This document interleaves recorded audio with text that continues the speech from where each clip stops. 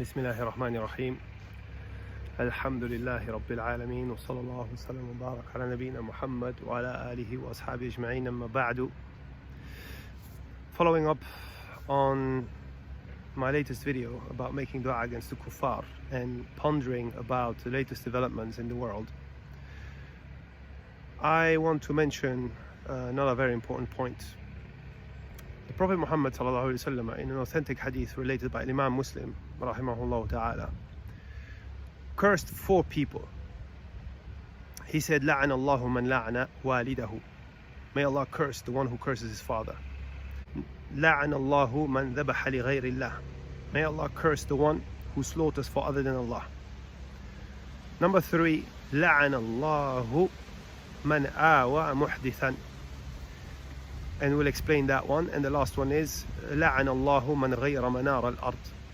May Allah curse the one who is changing the landmarks. We want to focus on the third one.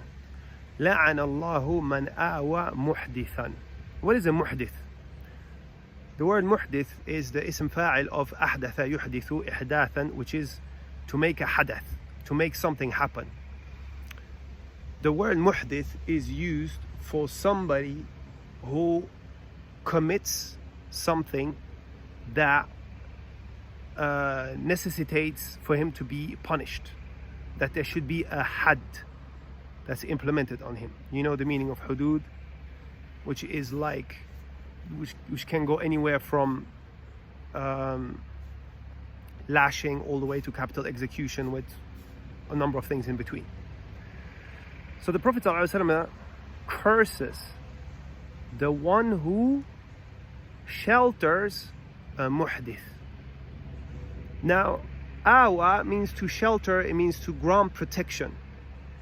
And the way this works in the tribal world, and is unfortunately very common, when somebody commits a crime, whatever the crime be, murder, stealing, whatever, and whatever law enforcement apparatus exists in that particular region tries to get hold of him, he seeks refuge with a powerful group of people, be it a tribe, be it an organization, or be it a single individual who is just notorious, whose hands reach very far and has a lot of power.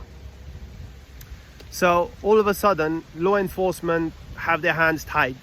They can't do anything because this particular notorious individual or this tribe or this group of individuals have said, this man right there is under our protection. You move against him, we move against you.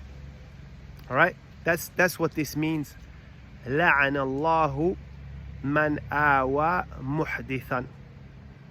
And it's a bit like, it's in the modern sanitized world where everything has to be politically correct, is, for example, saying about an individual or a group of people that have committed something which is, by any norm of measurement, an atrocity.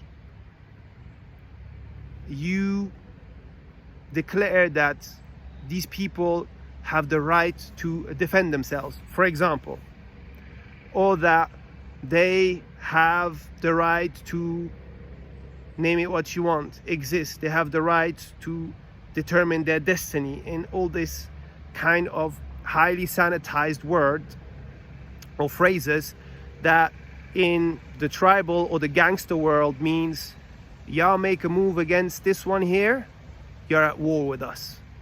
Right? So the severity of this crime is so great that the Prophet ﷺ cursed that individual who does that. So going back to what I have told you in my previous video, is that when you make dua against the kuffar, there are 2 levels of making dua against the kuffar. There is, first of all, or let's say 3. Number 1 is cursing an individual with his name, somebody in particular. Now, as we have explained, this is something which Allah has forbidden His Prophet to do after He did it for some time. So this ruling has been abrogated. The next one is the fact of making dua against a group of people. And I would like to remind everyone or insist to everyone that the wordings of your dua should be the wordings that the Prophet ﷺ taught us. I find it bizarre, after I made my video, people send me messages with, dua that, Fulan and Za'taran and Faltaran came up with on this particular issue.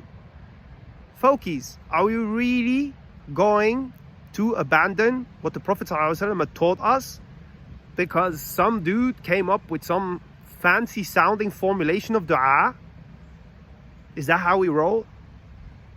Guys, do you really think you're going to come up with something better than the Prophet Muhammad ﷺ did? I hope you don't think so. So, as I said, is to make dua against that group of people by saying Allahumma ushdud wut'ataka ala blank, and you mention that group of people in the way they're mentioned, the way by using the words they're known for. And then you move on to making dua against the individuals by saying Allahumma alayka bi blank, and you name that individual. Now, why am I telling you this story or this hadith, لعن الله من آوى محدثا? Because I believe that there is an ever-growing list of names of people that should be filling that blank.